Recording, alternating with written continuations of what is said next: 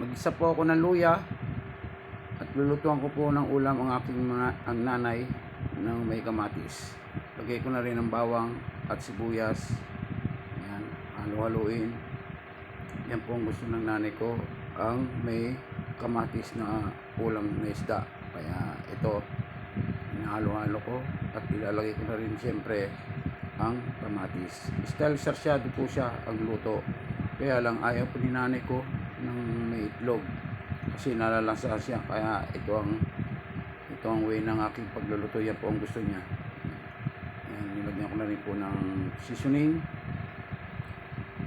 siyempre pati asin. Ayan, konting asin lang, ayaw niya maalat kaya kumukulo na po. At nilagyan ko na rin ng konting tubig at siyempre ang isda na 2 piraso. Yan po ang ulam ng aking nanay.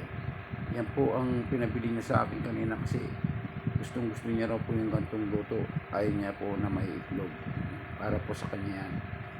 Alam naman natin ang ating mga magulang ay mahal na mahal po natin yan. Kaya yan ang request niya, kaya yan ang aking niluto.